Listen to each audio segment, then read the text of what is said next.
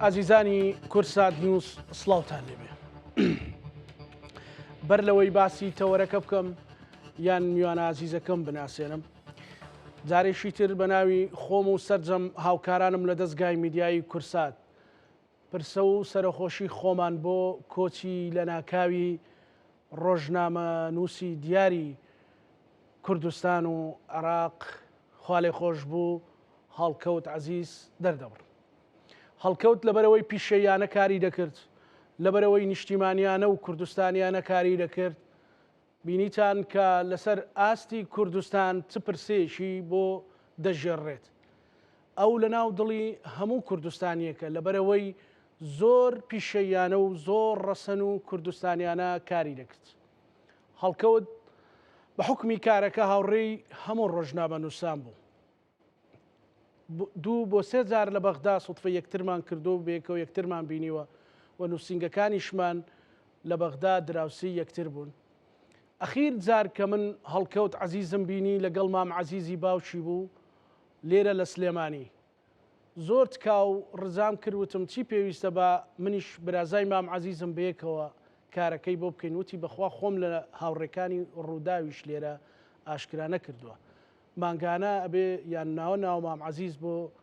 نەخۆشیەکەی بهێنم بۆ ئێرە بەڵێن وابوو کە ئێمە جارێکی تر لە بەغدا یەکتر ببینین و ئەویش لێرەیان لە سلێمانی یان لە کەرکووک یەکتر ببینین یەکێک لەوانەی کە ئەمە باس بکەم مام عەزیز وتی هەڵکەوت من زۆر سەیری بەرنامەکانی ئەوە کە منیش مەڵا مام عەزیز منیش ئەگەر سەیری ڕۆژنامە نووسێ بکەم سەیری کاکەڵکەوتەکەم بەبێ مجامەلە ئەو گیانی سپارت ئیمامی عومەر ڕزای خوای لێ بێڵێ وەها بژی بە عەزەتی نەفس و بەدادپەروەرانە و ڕازگۆیانە کەوا کار بکەی بۆی کە چەند ساتێکی تر ئەمری و هەروەها وەهاش بژی وەکەوە ناکە بە سلبی یان بە نەگەتیڤ بیر بکەیەوە یان بە خەمناشی بیر بکەیەوە ژیان گرنگی پێ نەدەی وەها بژی کە 100 ساڵ ئەژی واتە مەبەستەکە لێرە فەلسەفەیەکی وردی تێدایە دڵی خەڵک لە خۆت مەڕەنجێنە واز لە خۆت چەماندنەوە و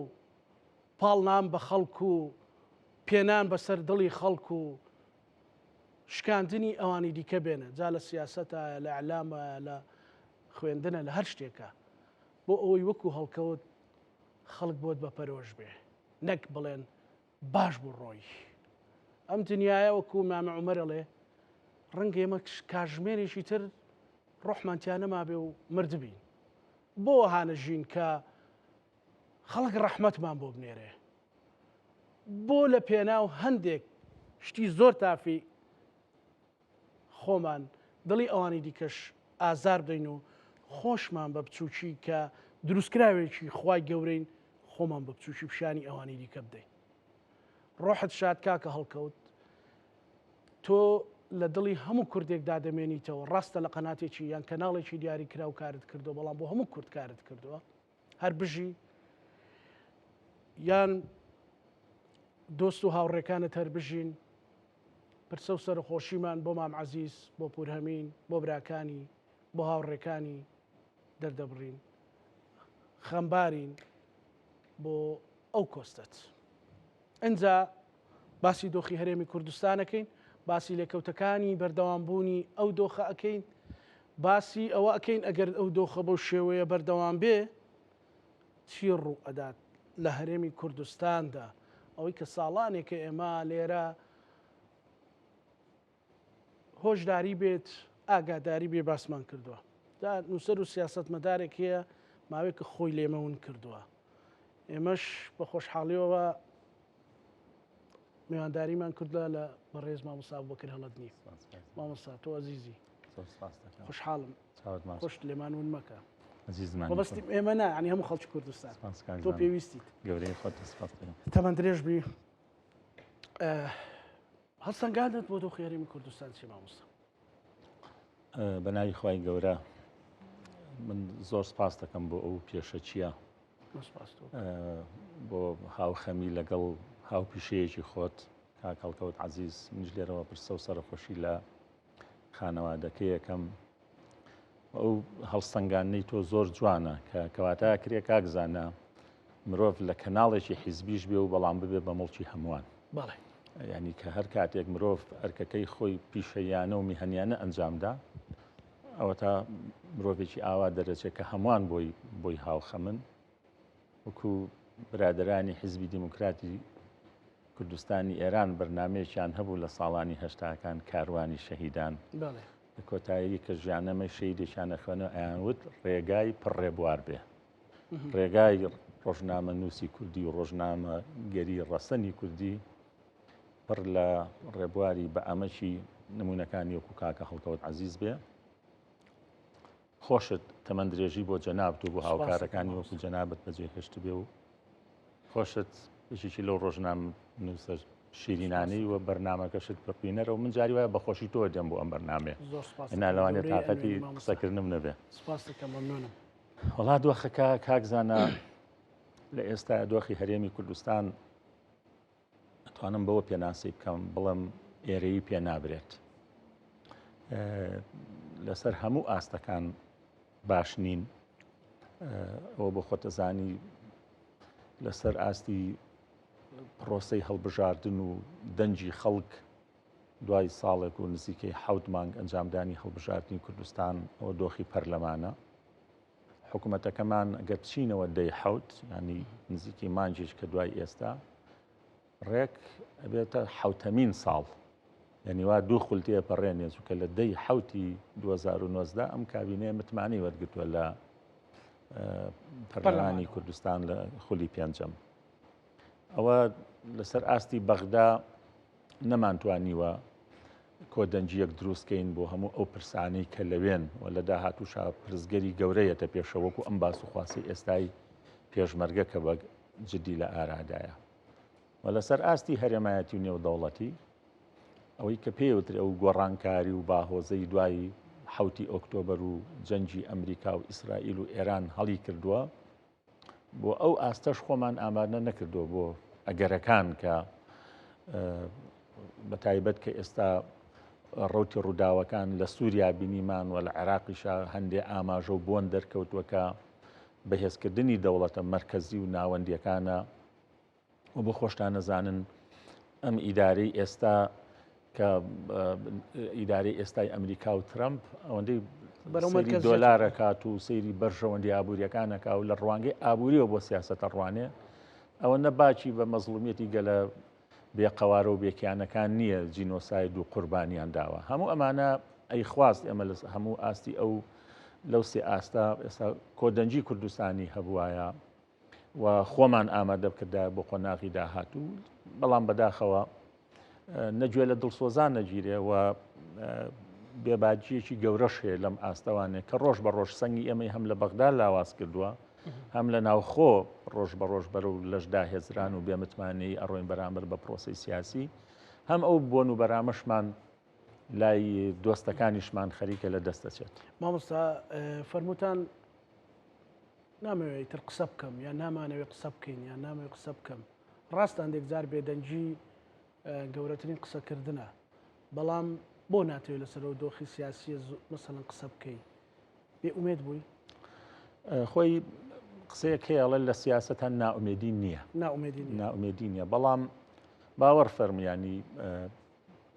15 ساڵی ڕەبەقەم قساناکەین ئێمەمانان جەنابتان هەموو ئەو کەسانی کە لە بەرنامە تەلەڤیزیۆنیەکان بەنووسین و بە وتار لە کۆڕ و کۆنفرانس و کۆنگرەکان هەموو ئەمانە چونکە هەرێکێک لە ئێمە دوو بەشی تایە یعنی بەشێکەوەی کە چاودێرین و ڕەخنە ئەگرین لە دەسەڵاتی سیاسی هەرێم بەشەکەی تریش وەکو کوردێک وەکو کوردستانیەک پەرۆشیمان هەیە ینی خەممانە لە ڕاستیاکە بە تایبەتی ئەو جیلوونەوەی کە سەردەمی بەعسی بینیوە جینۆسایدی بینیوە و ناوچەکەش بەڕاستیە بەم هەموو گۆڕانکاریە دەورە دراوە لەبەرەوە تێکەڵەیەکین لە خەم و پەرۆشی لەگەڵ ئەوەی کە چاودێرێکی وردین ڕەخنەبارانی ئەم دەسەڵاتەشەکەین بەڵام حلول و چارەسەریشیان ئەخەینە ڕوو لەبەرەوە ئەوەی ئێمە ینی ئەڵێن جارێ ئێمە هەر ناومێت نین یانە بێ قسەی خۆمان چکەوە وەزیفەی ئێمەمانانە وەزیفەی ئێمەمانانە کە کەلیمە و قسە و نووسین و گوتار وەسیلەیەکی مەدەنیە تۆ بووی کە گوشار لەسەر دەسەڵات دروستکەیت و مەساری سیاسی ڕاستکەیتەوانێ بەڵام هەموو ئەوانی کەوتراوە لە ڕابردووە هەموو ئەو پێشنیارانە وەجارێکی جاری وایە ئەم دڵسۆزانە لە ناو خۆ و لە دەرەوەش ئەوەنەی لە سەردان و گفتوگۆ و دانیشتنە دووقۆڵی و فەرمیەکانە شتی زۆر ڕاشکاوتریان بەگوێی دەسەڵاتدارانی هەرێما داوە کە ئەم دۆخەت ئاوا ناڕوات کە بەداخەوە بێ باچێکە هەر بەردەوامە. پێت وایە گرێکوێرەکە کوێیە؟ گرێکوێرەکە بۆکو ئەوەی ئەکەیسە حکوومەت پێک ناهێنن ئەوە ئەڵێم ئەجینە مەسەلەن کێشەکانی تر ئەوە دیارە. بەڵێ گرێکوێرەیکردنەوەی هەرێم طبعاً سەرەتا بەڕای من سەرەتا ئاسانتر بوو چونکە بۆ نمونە هێزی دووەمی براوەی هەڵبژاردنەکان کێشێتی نیشتیمانی کوردستانە سەرەتا کە گفتوگۆکانیان دەست پێ کرد لەسەر هەندێک وەزارەت و دامەزراوە بوو گفتوگۆکانیان کە ئەوەی کە بە پشتی خۆیانیان ئەزانی بەڵام ئێستا چۆتە هەندێک قۆناغی ترەوانێک کە پرسی سەرۆک کۆمار هەڵبژاردننی سەرۆک کۆمار پرسی ئاڵوگۆڕی پۆستی پارێزگای کەرکووک وە سێمیشی هاتەپاڵ کە هاوپەیمانەتی نێوان یەکێتی نیشتیمانی کوردستان و نەوەی نوێیە ئەمانە هەمووی تێکەڵ بە مەلەفەکە بووە عەرەبوتەنی زادە الطین و بەلەتەن لە قەوسێکا بۆ کوردستان ئەگینا تۆ بینی یعنی خۆ لە بەغداش حیزبە شیعیەکان بە 7 پارتی سیاسیەوە چوونەتە ناو هەڵبژاردن بەڵام ئەوان هاتوون چوارچێوەیان دروست کردووە کە پێڵێن چوارچێوەی هەماهەنگی شیعەکان خۆ موەسسەسێکی فەرمیش نییە بەڵام ئەمان بۆ خۆیان توانیویانە بە 186 کورسیەوە پشتی خۆشیان لە حکوومەتی عێراقیا بپچڕن و سنگ و قورسایی خۆشیان حتا تەنانەت یعنی بۆ منتیقەکە و بۆ ناوچەکە و تا ڕائدەیەک بتوانن لەگەڵ ئەمریکاشە مەسەلەن ینی پێک بێن کەواتە بۆ ئەوان بتوانن بۆ ئێمە نەتوانی ینی قسەکە لێرێ ئەمەی کە هاوڵاتێکی سادە ئیکە مەسەلەن بۆ نمونە ئێمە بۆ ئەم هەموو خەڵکە ئەبینین بۆ یەکتر نابینین مەسەلەن سەرۆکی هەرێمی کوردستان بە حکمی پۆستەکەی کە ئەبووە چەتری هەموو لایەنە سیاسەکانی کوردستان بێ ئێ باشە ئەم بۆ ئەڕاتە بەغا ئەم هەموو لایەنە ئەبینێ بۆ سەرۆک کۆمار نابینێ سەرۆک کۆمار هیچ نەبێ هەڵبژێراوە تازە بە تۆ مامەڵی لەگەڵاوی کەواتە ئەلێرە دالانی گرێکوێرەکە لە بیدایەتەوە ئاسانتر بوو پۆست و پشکی تێکەوت بەڵام ئێستا ئەم هاوپەیمانێتیش هاتوتە گۆڕێ ئەبێ ئێمە ئەلێرەدا بەڕای من لە ڕاستیایی هەر یەکێک لەو دوولایەنە یەکێتی نیشتیمانی کوردستان و پارتی دیموکراتی کوردستان هەر کامێکیان ئەگەر دەرچی مەترسیە جدیەکانی ئەم قۆناغە بکەن کە هەندێکیان زانیارین تەحلیل نین کە ئێمە بڵین مەترسیە بە تەحلیل بەڵکو زانیاریە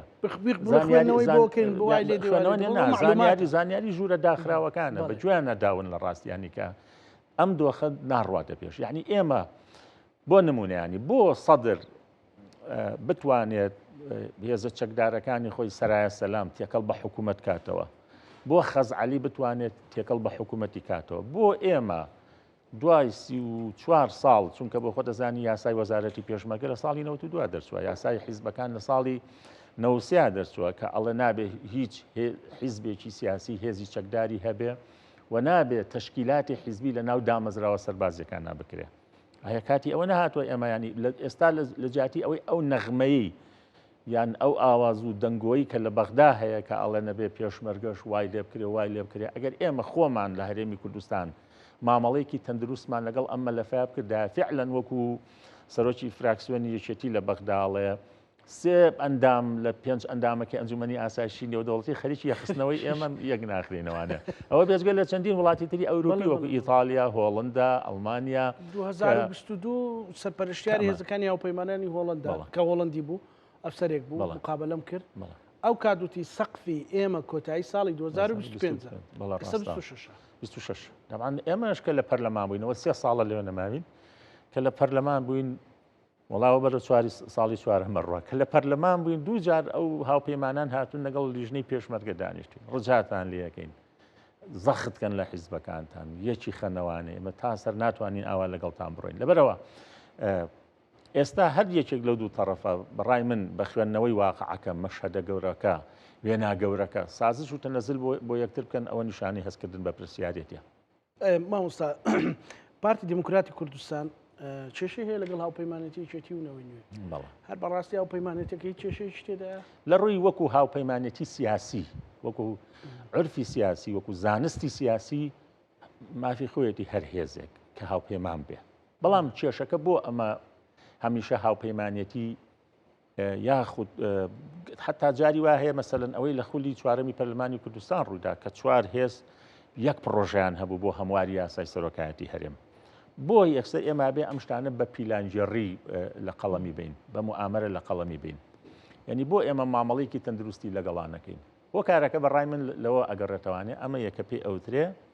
دوو زۆنی ئەم دوو زۆنە کە هەر حیزبێک لەو حیزبانە ئایا کاکزانە بە دیوەکی تران پرسیارە بکەین ئەگەر پارتی دیموکراتی کوردستان لە ماوەی ئەم ساڵ و حەو مانگەیە هەوڵی ئەوەی بدایە کە بۆ نمونە نیسابی پەرلەمان تاوەکە بۆ نمونە هەوڵدا نیسابی پەرلەمان تاو بکە لەگەڵ چەند حیزب و لایەنێکی تری سیاسی بەدەر لە یەکێتی نیشتیمانی کوردستان وەکو دوو خولی پێشووی پەرلەمان پۆستەکان بەجێهێشتایە بە موقەت بۆ نمونە دەستەی سەرۆکایەتی پەرلەمان پێبگاتایە یان وەزارەتەکان پێبگاتایە پێم وابوو یەکێتیش هەمان مووقیفی ئێستای پارتی دیموکراتی کوردستانی بوو بەڵام پێشترەوەی لەگەڵ کرد مەسەلە لەگەڵ گۆڕانوتی فەرمەوە پۆست بەڵام ئەوە بڵێ ئامادە بوو کە بێتە ناو حکومەتەوە بەڵام ئێستا یەکێتی هێشتا قسەی لەسەر حکومت هەیە پێکهێنانی حکومت هەیە کەواتە لێرە دەیانی ئەمەی کە هەیە بەڕای من گەورەترین ئاستەنگ لە بەردەم پێکهێنانی حکومەتی هەرێمی کوردستان بریتێ لەم دوو زۆنی ئێستا بۆ لە عێراق یعنی ئەڵێن حکومت تەشکیلە بێ پرۆسی سیاسی ئەڕوا بەڕێوە ئاڵو گۆڕی دەسەڵاتێ لەبەرەوەی هیچ کامێک لەو هێزە سەرەکیانە ئەوە نییە بڵێ مقاتع ئەو کانتۆن و زۆنێکی بەدەستەوە بێ ئەم هێزە بەسڕی بەدەستەوە ئەم هێزە بەغدای بەدەستەوە ئەم هێزە نەجەفی ئەمەیان ئەنباری بەدەستەوەیە نەخێر لەو چواردە پارێزگای ترا لەو 15 پارێزگای ترا هەمویان هاوبەشن ینی وەک یەک ینی ئەمان ئەگەر عمقیان هەبێت لە ناو جەماوەر و دەنگدەر و کورسیەکانی پەرلەمانە هەیەە بەڵام مقاتعەیەکی تایبەت بخوانە لێرە ئەمە ڕاکێشرێ ئەمە بینیمان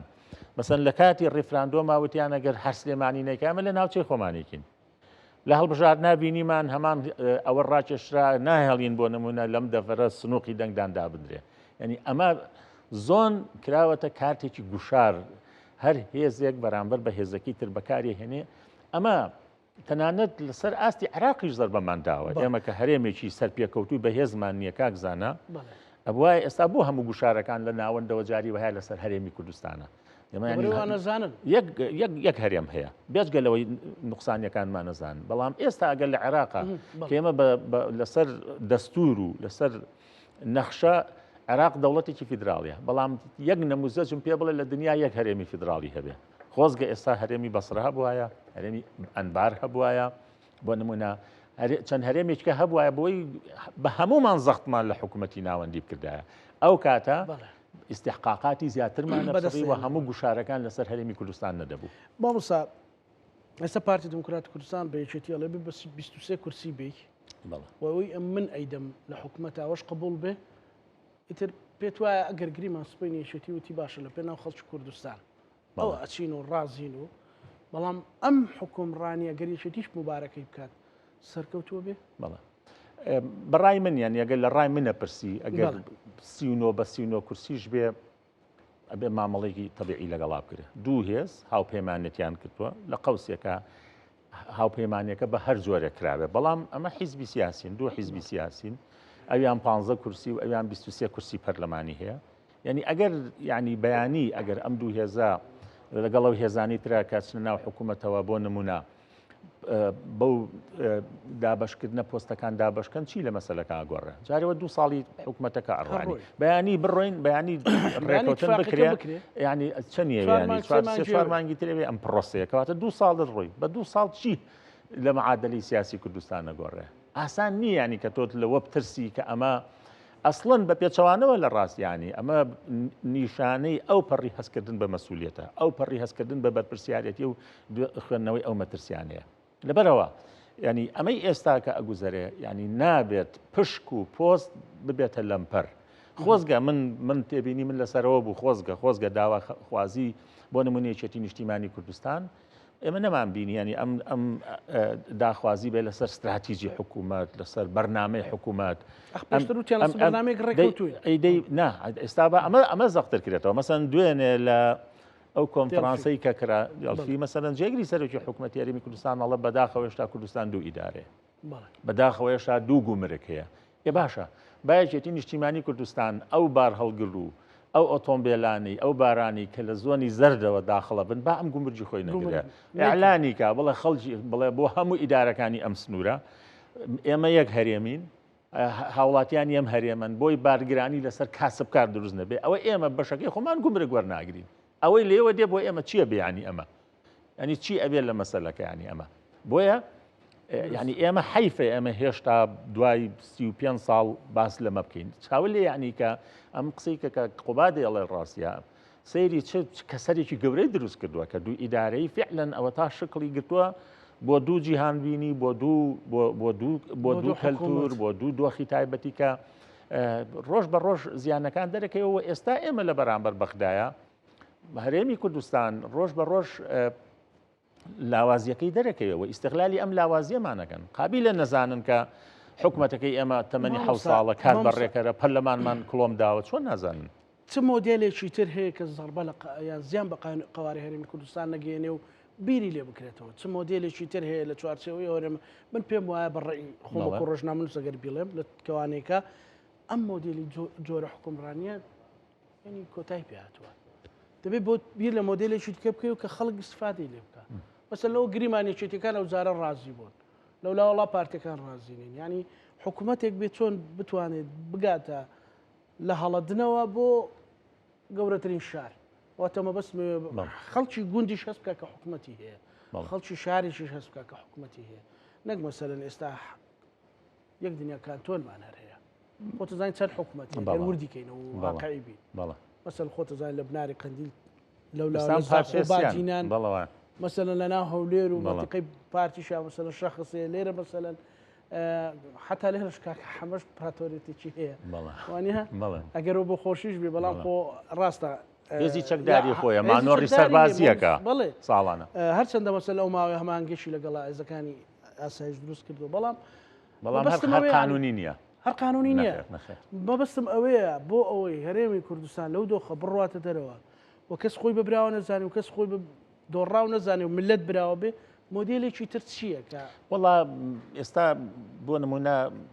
هەندێک مامۆستای قانونی دەستوری و هەندێک یاساناس و ئەوانە طبعاً ئەم مۆدلانە لە ناچاریا باسەکرێ من خۆم وەکو لە خۆمە پرسی ئیمانم پێی نییە ئەوانەی باسەکە بەڵام ئەوی کە باسەکرێ باز لە دوو جۆر مۆدل لەکریانی مۆدلێکیان ئەوەیە کە هەرێم هەر قوارێکی دەستوری بێ بەڵام ئەکرێ چەند ناوچەیەکی بەڕێوەبردن هەبێ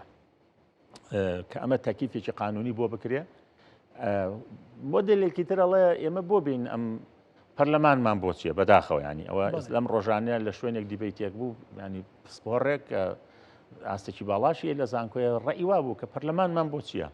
لە جاتی ئەوەی ئەو پارەی لە هەڵبژاردن و ئینتیخابات و شەڕەپەڕۆیە سەرفەکەین بین لە خەدەماتە سەرفیکەین هەر هێزە لە سنووری خۆیان لە قەڵەمڕەوی خۆیان هەر نەیهێڵین پەرلەمان نەهێڵین ئەمە ڕێی ئەو بوو لە ڕاستیە من بۆ خۆم ینی هیچ کامێک لەو تەرحانم پێپەسەند نییە لە ڕاستە تەبعاً ئەمە لە ناچاریە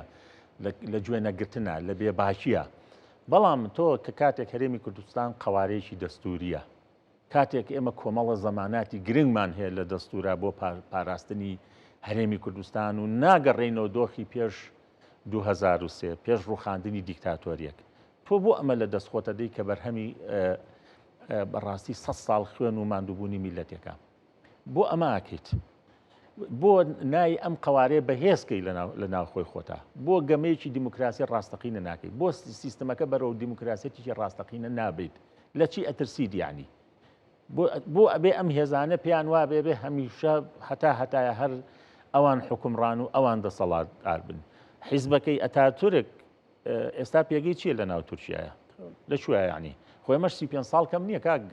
کاک زانا بەڕاستی 35 ساڵ لە عمری هەرێمی کوردستانە کەم نییە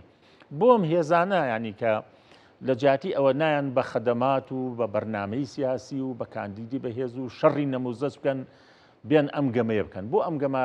ئەبەستنەوە بۆ ئاستی یەکسەر ئەبێ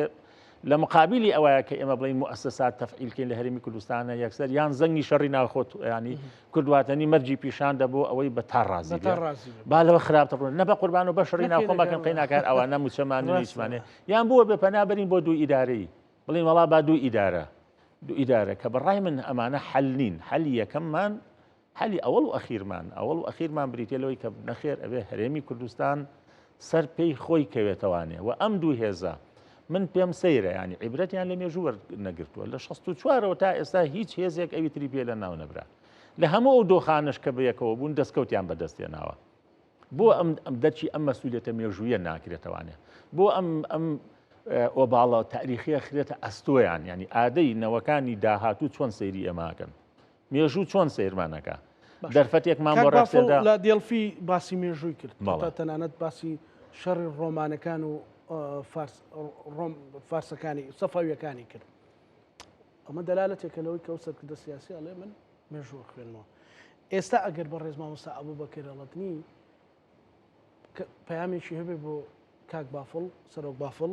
چی پێ ئەڵێ بەڵێ من ئەڵێم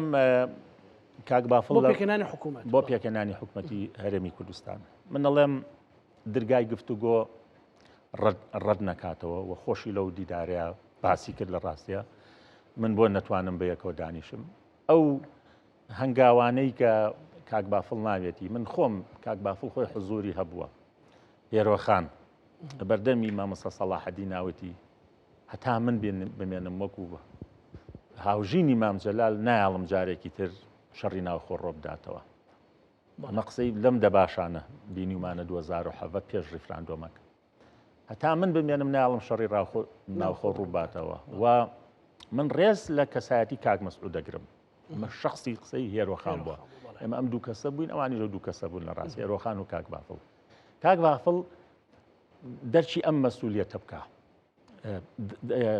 هەر هێزێکی کوردی سازش بکە بۆ مقابلەکەی بەڕای منەوە تەنەزول نییە چونکە مەترسیەکانی ئێمە جددیە پشک و بەش نەکرێتە گرێکوێرە فلان وەزارەت فلان ئەوە گرنگتر لەوە ژیانی خەڵکە گرنگتر لەوە استراتیژی خزمەتکردنی خەڵکە گرنگ ئەوە نەهێشتنی نایەکسانی لە بینی ئەم دوو دەڤەری کوردستانە گرنگتر لەوە دەستکێشانەوەی حیزبە لە ناو بازار و لە کۆی مجتەمەع و کۆمەڵگا ئەم دوو هێزە کاتیەوە نەهاتۆ بەیەکەوە بڵێن ئەگەیان لەم هەموو ناڕزایەتی خەڵک نییە بڕۆی ناو هەر ماڵێکەوە هەر پرسەیەکەوە هەر تەعزیەکەوە هەر کۆڕووکۆبوونەوەیەکەن ناو هەر پاس و تەکسیەک یەکسەر ئەم مەوزوعات لەگەڵاکرێتەوە ئەمە گەیشت بەچوو ئەمە کەی نەجاتمانە بێ ئەگەر من لە جیاتی تەرەفەکەی بەرامبەریش بم لە جیاتی پارتی دیموکراتی کوردستان بم بەیانی من لە جیاتی پارتی دیموکراتی هەمان شدە نوێنم لەگەڵ کاک بافڵ تاڵەبانیە لە ڕاستیان بەڵێ کاک مەسعود ئێستا بەڕای من لە شوێنش کەژوتم هەموو سەرکردە سیاسیەکانی کوردستان بە معارزە و بەدەسەڵاتەوە بە خەڵکی ناڕازیشەوە تەقدیری تەمەن و عمر و ئەزمموی کاک مەسعود دەکەن وەکو دێرینترین سەرکردەی کورد لە هەر چوار پارچەی کوردستان کاتیەوە نەهاتووە کە لە تەوێڵەوە هەتاوەکو زاوخۆ بە یەک چاو سەیریکە کاتیەوە نەهاتووە بە تایبەتی کە هەندێک بڵێم جۆرێک لە قەرەبوو پاداشتی مامجەلال چونکە مامجەلال کەمی نەکرد بۆم کاک مەسعودیش کە سەرۆکی هەرێم بوو تەنانەت حیزبەکەی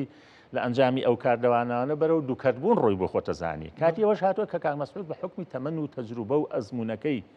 کە ئێستا وەکو لە هەر چوار پارچەی کوردستانە لەو زیاترمان نەماوە لە ڕووی پێشمەرگایەتی و خەباتەوە کاتیەوە هاتۆ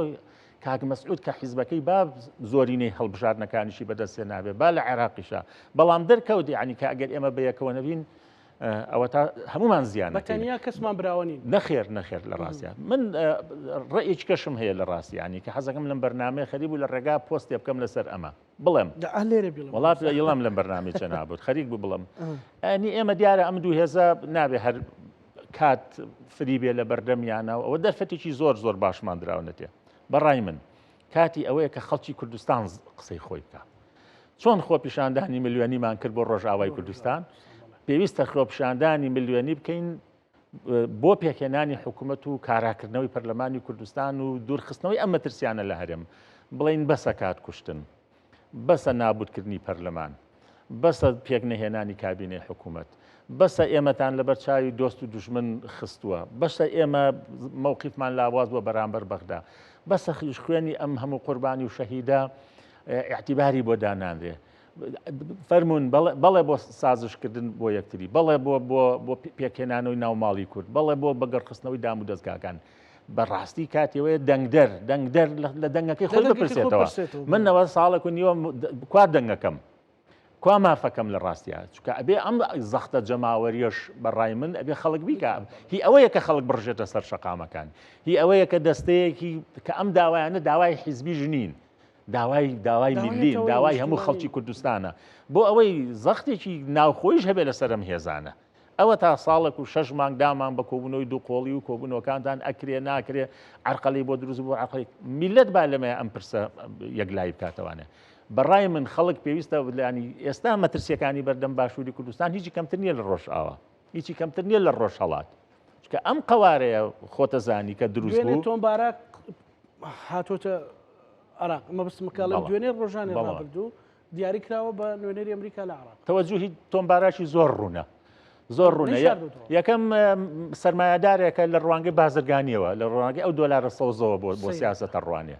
دومینیان تەوەجوهی دیار بوو لە ینی تەسریحات و لێدوانەکانی ساڵی ڕابردووی لە سووریا و لە عێراقا زۆر ڕوونە کە ئەم بەڕاستی بڕوای بە دەوڵەتی مرکزی هەیە و گوێ بە قوربانی و جینۆساید و مەزلومیەتی گەلەکان نادا لە ڕوانگەی بەرژەوەندیەکانیەوە ینی ئیدارەی ترەمپ ئێستا کە تۆمباراژی ئێستا دەمڕاستی ئەوە لە عێراق و لە سووریایە لەو ڕوانگەیەوە مامەڵاکە و پێشتر کاگزانە لە بلاسخارتەوە ئەم ئاماژانە ئەدرێن لە هەموو ئەو باڵیۆزانە نە قۆنسوڵەکانیش کە هاتوونەتە دیداری سەرکردە سیاسەکانی کوردستان هەمویان ئەم پەیامانیان گەیاندووە خۆ بلاسخار هەرەوە نییە مەترسەکانی بەغدا هەست پێ بکە ڕەنگە تێڕوانین ئەمریکەکانیشی بیستوێتەوە بە دڵنیاییەوە هەموو ئەو دۆستانی ینی کە مەسەلەن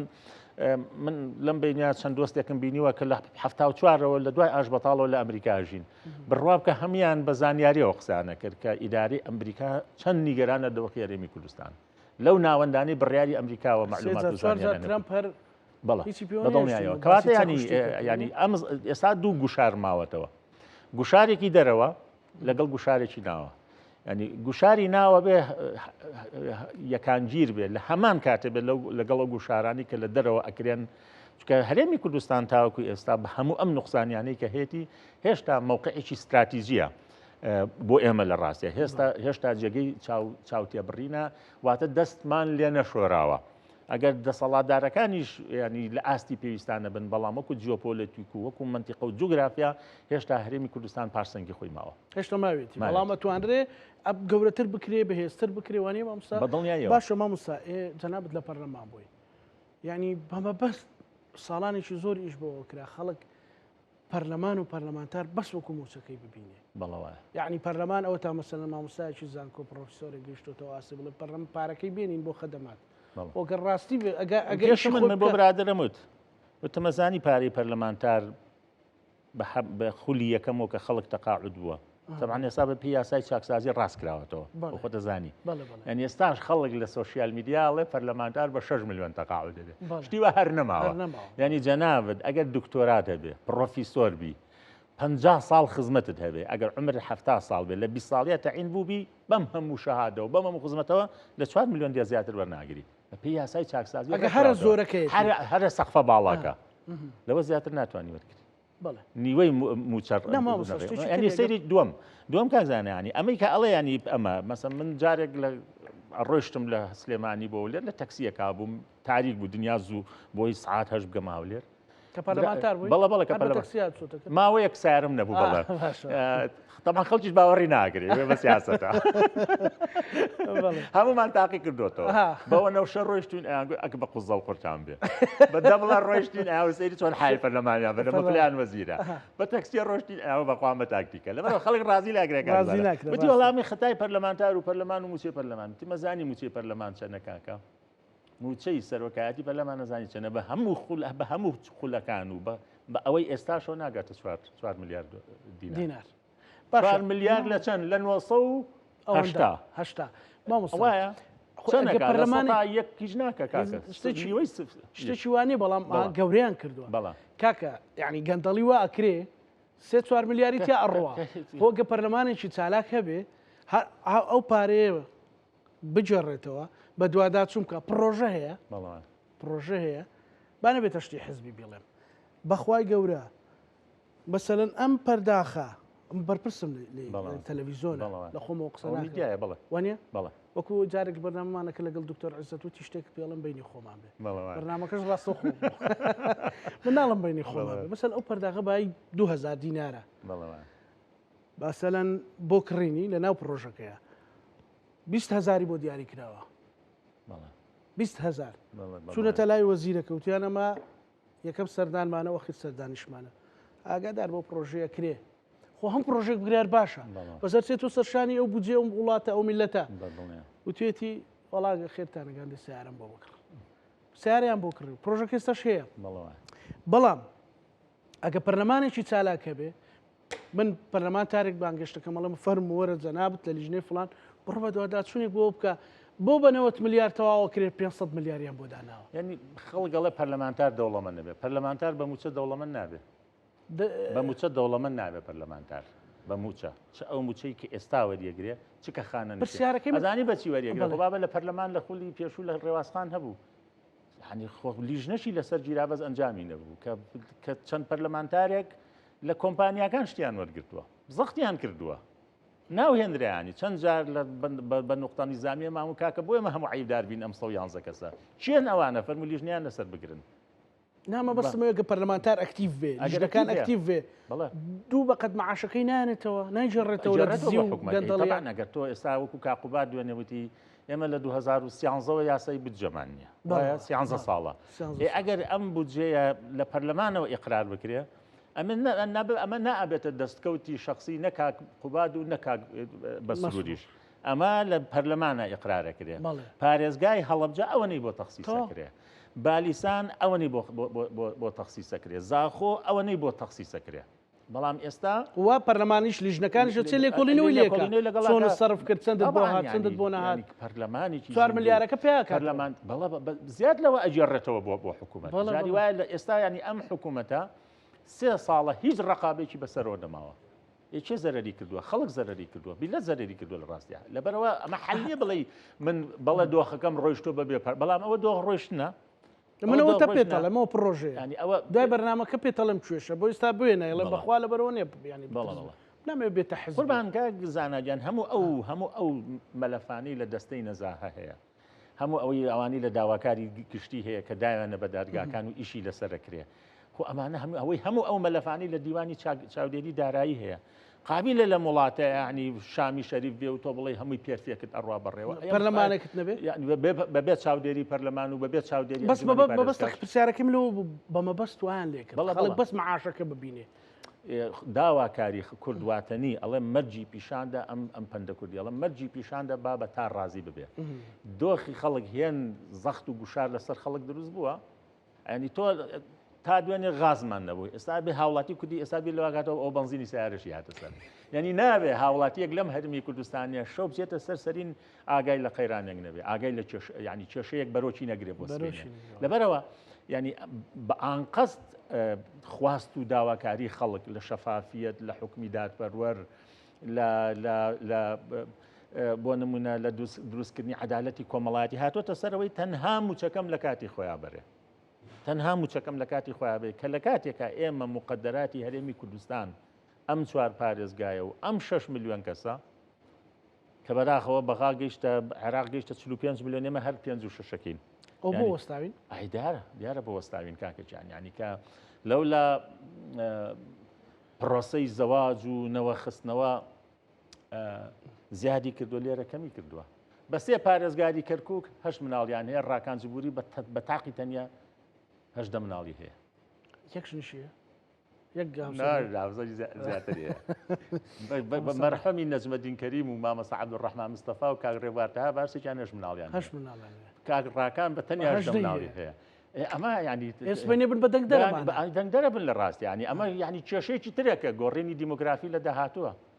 گۆڕینی دیموگرافی لە پارێزگاکانی هەرێمی کوردستانە واریدە ینی ئەوەی کە ئێستا هاوڵاتی کوردی هەستی پێ ناکە هەمان ئەو دۆخەیە فەلەستینیەکان پرسی نیشتیمانین کە بۆ قسەی لێ بکرایەوە ینی کە ئێمە بە خۆمان نازانین ینی مەشغوڵ بین بەوانێ مەسەلەن بۆ نمونە هەمان کێشە بوو کە لە ئیسرائیل ڕوویاوە کە فەلەستینیەکان 60-70 ساڵ لەمەوە پێشباچیان نەبوو ئەسون مڵکیان نەفرۆش زەویەکانیان نەفرۆش خانوەکانیان نەفرۆش کاتێک کە بەخۆیان نەزان لە دەستیان دەرچووە ینی ئەمە هێشتا ئێمە ئاگامان لەم قەیرانش نییە کە بەرۆکی هەیە لەو لای کەرکووکەوە کابرای کاتووە بزانم 600 دۆنی هەرە ناوچانە ینی کاکە ینی ئەوە بڕست لە شارەبانەوە ئیتر هەتاوەکو دەبست بزانە چ گۆڕانکارێکی لە هەفتا ساڵی ڕابردووە ئەو پرسە وردەکاریانە کەسی گەورە بۆ ئایندەینەتەوەکەمان هەر لەبیر براون بیریان لێ ناکرێتەوە ینی بە هەفتا ساڵ چ گۆڕانکاریەک لە کەرکووک و ناوچە کوردستانەکانی دەرەوەی ئیدارەی هەرێم ڕۆیان داوە گرنتی چیە بە 50 ساڵی کە هەمان دۆخ لە هەرێمی کوردستانە ڕوونەدام چوار پارێزگار چ گرنتیەک دەیە ناسیۆنالیستین بەڵام ئەمە شانازیەکەین بەوەی کە ناسیۆنالیزمێکی دروستین ئەنی ئێمە سڵەوە ناکەینەوانێ من حەزەکەم بزانانی میلەتەکەی من لە هەر چوار پارچەی کوردستان ئێمە نەچوین خاچی خەڵک داگیرکەین ئێمە تەماعمان لە خاچی خەڵکان نییە ئێمە خەڵکمان جینۆساید نەکردووە ئێمە خەڵکمان قەتڵ عام نەکردووە ئێمە دێرینترین نەتەوەی ئەم سەرزەویین کاکە عەرەب لە جەزیرە و لە یەمەن ژیاون کاکە ئەوە شوێنی ئەوانە تورک لە مەنغۆڵیاوە هاتون ئەم قەڵەمە ڕێبەی ئێستای چوار پارچەی کوردستانی کورد بووە لە ڕاستیە لەبەرەوە هەر کاتێکی ئەوان وازیان لە شۆڤێنیەت هێنانجا من واز لە نەتەوەکەی خۆمە هێنم هەتا ئەوان نەتەوە بیر لە نەتەوەکەی خۆیان بکەنەوە و بەهێزبوونی نەتەوەکەی خۆیان بکەنەوە من بێشەرم کورتپەروەرێکی ڕاستەقی ناکەم من لەسەر خاکەکەی خۆم لەسەر زێدەکەی خۆم لەسەر مافەکانی ئێستا ئەڵێ گەر عەرەب نەبێ بازاری خانوبەرەنی بازاری جارێ ئەو بازاری خانوبەرێ جارێ ئەو بازارڕە و بازارڕادی پێم بڵێ ئەمەی کە دێ ئەم بەرهەمانی کە کوانەکەینەوەی چیە هی سین و هی ئێران وی تورکیا ساقەکەینەوە هی دەستی خۆماڵیە ئیرادیەکانی کوردستان نەکاکە ترێ بێگەڵا سەفرۆشین یان شوێنێک بۆ ماستماوە بۆ هەناری هەڵەبجا فرۆشین شووتی شارە زوورە فرۆشین لەکوێ ماوە کاکەجان ینی تۆ دیقەت بەلانی ئەگەر ئەمە بڵێ وەڵا کاکە ئەمە بەرهەمی ناو خۆیە من ساقێکەوە ئەمان لێ هەمووی کاڵای ئەم دەوڵەتانەیە هی دەرەوەی هەنی لێرە ساقێکینەوەنێ ئەمانە سیر کە کاک زانانی ئەمە ئەم هەموو خەنمانەمان هەیە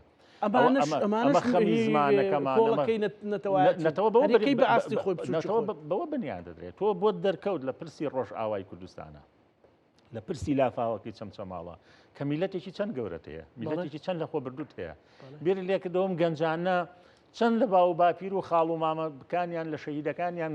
پەرۆشترن بۆ دۆزەنەتەوەیەکە بەڵام چییە ئاراستەکەرێکیانەوێ چیە موەجیهێکیان جاوەرە ئەگەر ئەمە دەسەڵاتێکی دادپەروەری لەگەڵ لە پشتەوە بواە ئەگەر کۆمەڵگەیەکی یەکسانی لە پشتەوە بووە ئەگەر ئەو گەنجانە لە ناو مەرحەلەی زانکۆیە کە ئەخوێنن لە ئەخیر ساڵە هەلی کاری بۆ دابینکەی چی لە کەتی گشتی بێ چ لە کەتی تایبەت بێ لە ڕاستە ینی ئەمە چیەکەن ینی چیان کەمترە لەو گەنجانی تری دنیاەکە لە دنیاە ئەڕۆن ئیبداعاتەکەن گەنجی وای تایە لەو کوردستانە ئەتوانێت گەورەترین ئامێری تەکنۆلۆژیای پێشکەوتور بۆ دروستکە بەس وەرە تۆ پاڵپشتی بکە هیچی کەمتر نیە لە ڕای وزەکە هەیە مادە خامەکە هەیە لەبەرەوە ئێمە بەڕاستی لە باشووری کوردستان خەمەکان هێن زۆرن بە تایبەتی ئەم پارچەیەشکە قیب لە نمای سێ پارچەکەی تری کوردستان بوو هەموو کوردێکی دنیا شاوی ئەلێرە بڕی بوو لە ڕاستە بەڵام ئێمە دەین بە دەستی خۆمان ئەینێژین بە دەستی خۆمان ڕۆژ بە ڕۆژ بەرەو داڕوخان و داڕمانی بینەوانێ کەواتە ئۆباڵەکە ئۆباڵێکی زۆر مێژویە ئافرین بۆ هێزەی کە سازشەکە ئافرین بۆ هێزەی کە دەرگای دەستی ڕێکەوتن درێژەکە بۆ هێزەکەی تر سازش و تەنەزول لە بەشەکەی خۆیەکە پرژێنە سەر ئەو بابەت وردەکاریانە دنیا بەمە کۆتایی نایە بە 3 ساڵی تر کۆتایی نایەوە چەند خولی پەرلەمانمان بینی چەند هەڵبژاردنمان بینی فەرم بۆ هەڵبژاردنێکی ئەوە بنەوە ڕۆژە لە بەرنامەی گوتم مامۆستاکاتی خۆیەمەوەی شێتەکان پێمان وە بۆ گەر قایم قامێک و دەرناحەیەک یەکگرتوو بیان کۆمەڵ بێیان محافزیەم شارەگەر بۆ نمونە و یەکێتی نەبێ چەند مانگ هێنیان و بردیان لەسەر پرسی مەحەف چی وەڵی لە مەسەلەکە ناگۆڕێ هەمووی سوێنی تریشە بەخوا زەرەرمان لێ نەکرد چ زەرەرێکرد تۆ لە ئەخیرا مەسەلەن بۆ نمونە هەموو وێنەکە گەڕێتەوە چیە باخەڵی حکوومەتەکە ینی قایم قامێک ئەگەر لە حیزبێکی تری شابێ ئەگەر دەستکەوتێکی هەبێ هەمووی بۆ خۆی ناگەڕێتەوە یاخۆ ئەگەر ئەو قایم قاماگەر محافظ لە پشتی خۆیەوە مدیر عامی وەزارەتەکان لە ناو وەزارەتەکانی تر هاریکاری نەبن کەس هیچی بۆ ئەکرێ هیچی بۆ ناکرێت ڕازی دابڕێ لە هەموو شوێنە کەواتە لە کولا هەمووان قازانجەکەن بە ئەو کەسەی کە سەرۆکی حکوومەتە بەو کەسەی کە جێگری سەرۆکی حکوومەتە بەو کەسەی کە وەزیرە تایەتە سەر مەدیر ناحەکە هەمویان